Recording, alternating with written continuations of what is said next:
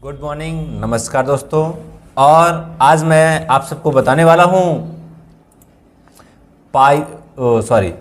M2R5 के कुछ question, जो कि मैं इसके पहले 20 क्वेश्चन आप लोगों को मैं बता चुका हूँ और आपको मैं दिखाना चाहूँगा। यही थंबनेल लगा है, ये है पहला पार्ट। मैं पहला पार्ट बनाया था, 20 MCQ बताया हूँ और आज मैं 20 MCQ के अलावा यानी 21 से चालू करूँगा और 40 क्वेश्चन तक मैं लेके चलूँगा आप लोगों को। पर डे आप लोगों को 20-20 क्वेश्चन वेब डिज़ाइनिंग के मिलते रहेंगे, तो आप लोग बने रहिए और हम बनाते रहेंगे। चलिए चलते हैं, इसको मैं क्लोज कर दे रहा हूँ और मैं यहाँ आता हूँ MS वर्ड में। तो जो क्वेश्चन आप लोगों के लिए टाइप करके यहाँ रखे गए हैं वही मैं स्टार्ट करता हूँ। तो ये 20 क्वेश्चन तो हमारा हो गया था। चलिए हम चलते हैं क्वेश्चन नंबर 21 पर। क्वेश्चन है, this protocol is used to transfer mail among mail server. मतलब मेल सर्वर के बीच मेल ट्रांसफर करने के लिए कौन सा प्रोटोकॉल यूज किया जाता है। तो ये प्रोटोकॉल आपको नीचे दिखाई दे रहे हैं, 4 ऑप्शन के हैं और इसको कौन सा यूज किया जाता है मेल सर्वर पर मेल भेजने के लिए। मैं आंसर बताने से पहले आपसे एक रिक्वेस्ट करूंगा कि आप लोग वीडियो को लाइक कर दीजिए और चैनल को सब्सक्राइब कर दीजिए, थोड़ा दोस्तों के पास शेयर कर दीजिए। जो बच्चे M1 और M2 का पेपर देना चाहते हैं उनके लिए वीडियो है ये।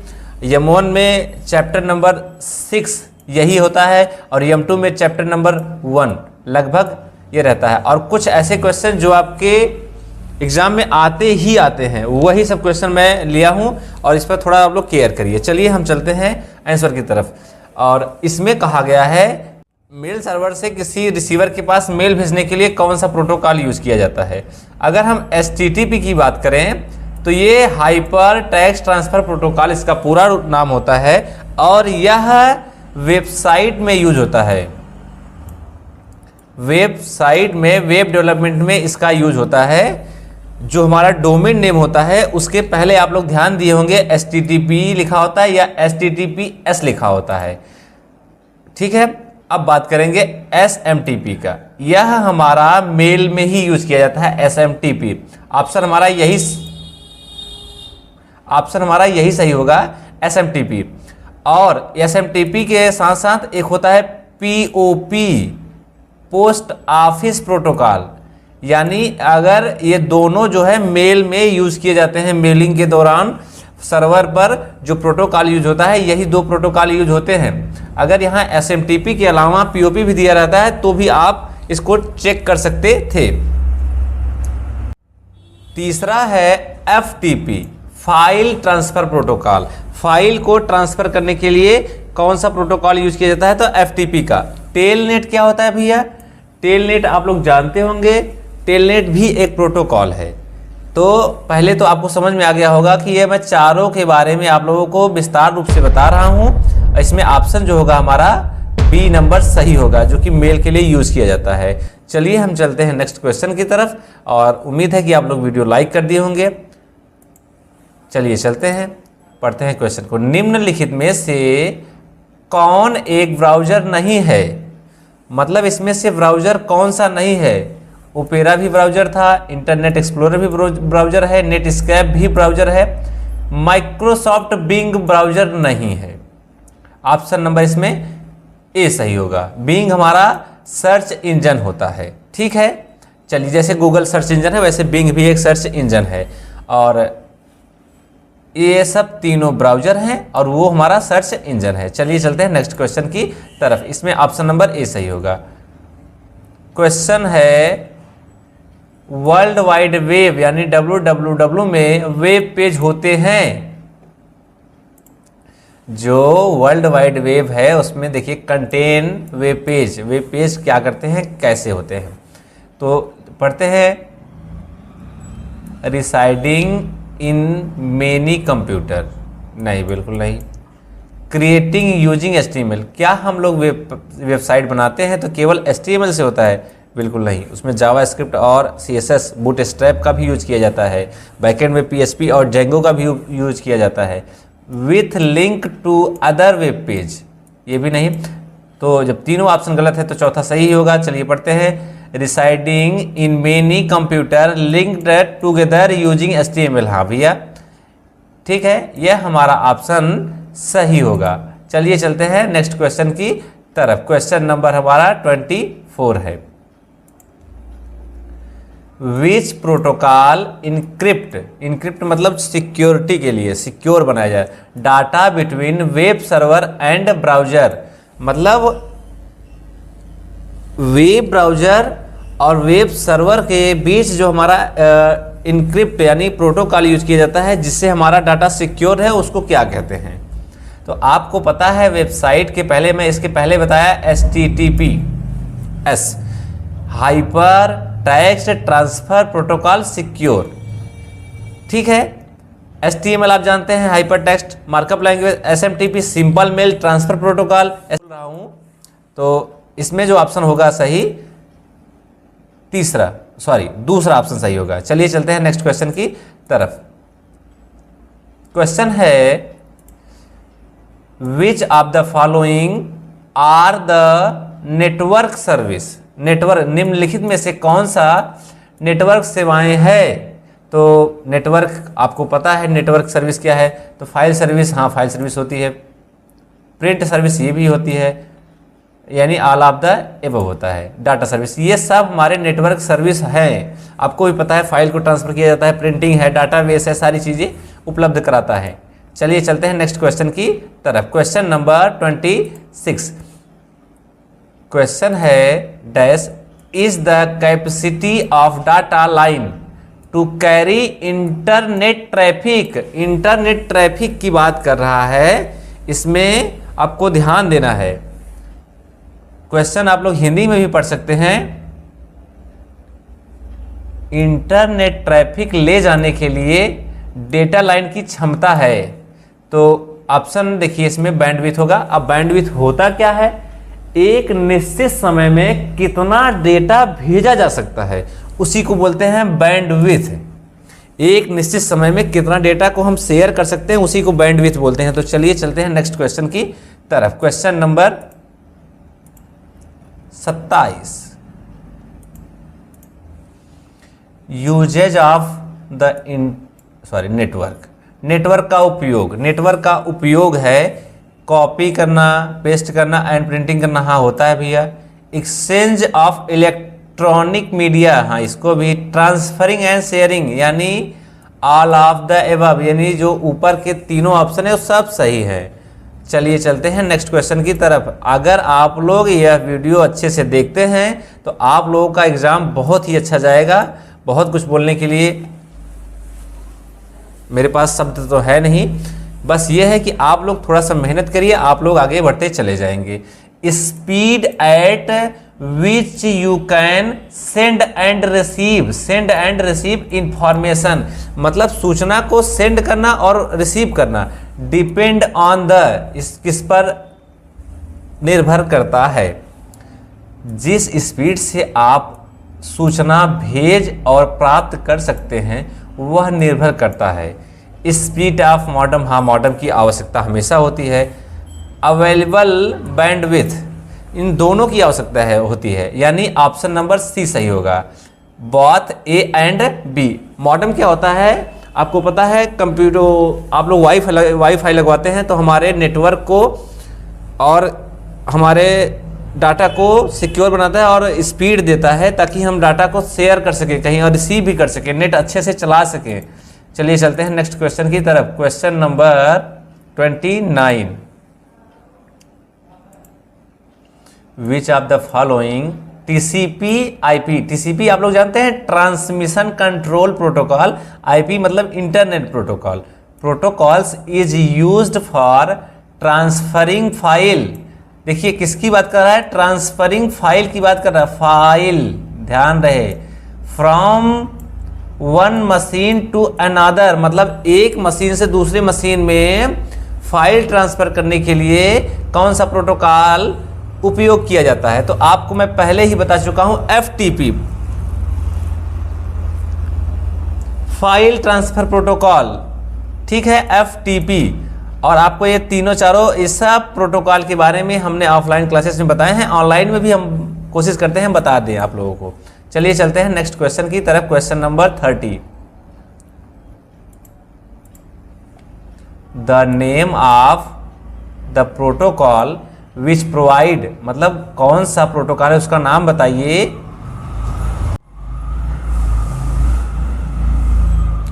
Virtual terminal in TCP IP model, मतलब टीसीपी आईपी मॉडल में वर्चुअल टर्मिनेट प्रदान करने वाले प्रोटोकॉल का नाम बताइए भैया। आईपी देखिए टीसीपी और इसकी बात कर रहा है, कौन सा प्रोटोकॉल जो प्रोवाइड करता है हमके पर्सनल वर्चुअल टर्मिनल। तो आप लोगों को पता होगा, अभी हमने बात किया टेलनेट की, ऊपर क्वेश्चन था, तो जो हमारा ये टेलनेट होता है हमारा वर्चुअल टर्मिनल प्रदान करता है। वर्चुअल टर्मिनल क्या होता है ये आप लोगों को इसके पहले मैं बता चुका हूं। तो चलिए चलते हैं नेक्स्ट क्वेश्चन की तरफ। Question number 31। In 1993 the first graphical browser called dash was released, यानी 1993 में जारी किया गया पहला ग्राफिकल ब्राउजर कौन सा था? आप लोग हमको बता सकते हैं। तो पहला जो ग्राफिकल ब्राउजर था ऑप्शन नंबर हमारा बी है। ठीक है, चलिए चलते हैं नेक्स्ट क्वेश्चन की तरफ। Question number 32। Which of the following service are available on the www world wide web पर निम्नलिखित में से कौन सी सर्विस उपलब्ध है? नेट पर कौन सी सर्विस उपलब्ध है? इनक्रिप्टेड, अभी रुक जाइए, इनक्रिप्शन HTTP, हाँ ये है भाई HTTP मतलब हाइपर ट्रांसफर प्रोटोकॉल। HTML जो हम लोग बनाते हैं, वेबसाइट बनाते हैं, उसमें HTML का बहुत ही ज़्यादा उपयोग किया जाता है। स्ट्रक्चर विदाउट HTML आप बना ही नहीं सकते। तो हमारा AR दोनों सही है, फायरवॉल ये नहीं, ये हमारे सॉफ्टवेयर के अंदर होता है। तो इसमें देखिए दूसरा और तीसरा ऑप्शन देखिए कहीं दिया है, तो दूसरा तीसरा ऑप्शन नंबर बी भैया, देखिए second and third option number B. चलिए चलते हैं नेक्स्ट क्वेश्चन की तरफ। Question number 33। Which of the following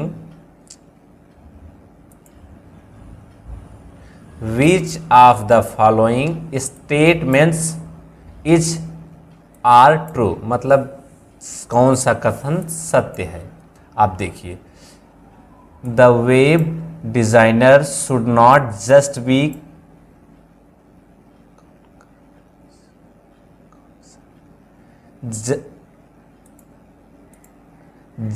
be concerned about looks but also about user interface। हाँ ये तो सही है भैया।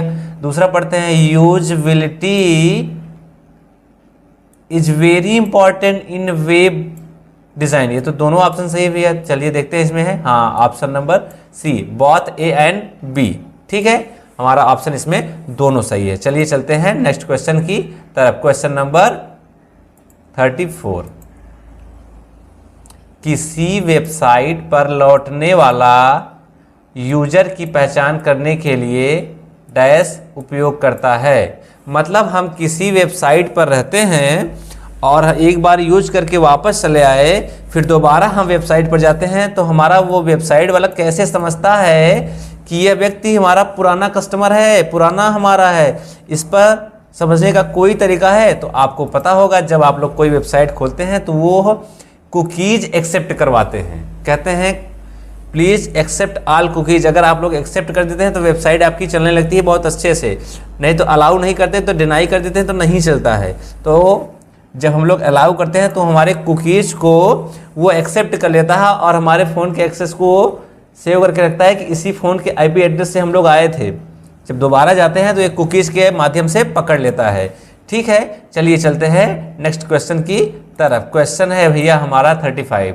नेटवर्क्स आर देखिए यहाँ लिखा है असुरक्षित, वल्नरेबल, वल्नरेबल माने असुरक्षित टू कंप्यूटर क्राइम लिंक। देखिए कह रहा है नेटवर्क कंप्यूटर अपराधों के प्रति संवेदनशील, यानी देखिए सुरक्षित होते हैं जैसे। तो अगर आप लोग इस पर थोड़ा सा ध्यान दें, क्राइम की बात कर रहा है, क्राइम की बात ये कर रहा है, तो इसमें कौन सा चीज़ आपको पता है जो कंप्यूटर पर क्राइम होता है, हैकिंग होता है। तो देखिए इसमें हैकिंग, थेफ्ट का मतलब होता है चोरी। देखिए हैकिंग, वायरस एंड सॉफ्टवेयर, आपको पता है जो हम लोग कंप्यूटर पर देखते हैं उसमें हैक किया जा सकता है, वायरस कंप्यूटर के अंदर घुसेड़ा जा सकता है किसी लिंक के माध्यम से, किसी पेन ड्राइव के माध्यम से। तो उसी को हम लोग, ठीक है, कहते हैं क्राइम लाइक। देखिए इसमें लिखा है ऑप्शन नंबर बी।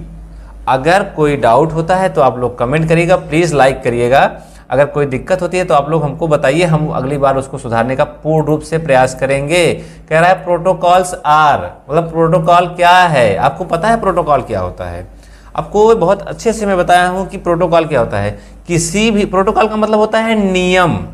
अगर हम बात करें प्रोटोकॉल को, आप लोग नॉर्मली लैंग्वेज में, जैसे वहाँ पुलिस प्रशासन अगर कहीं खड़ी रहे तो आप लोग देखिए वो लोग नियम का उल्लंघन करने पे वो लोग कहते हैं, कोई भी व्यक्ति अगर प्रोटोकॉल तोड़ता है तो उसको, उसके ऊपर अच्छी कार्रवाई की जाएगी। यानी प्रोटोकॉल का मतलब होता है नियम। नियम क्या होते हैं?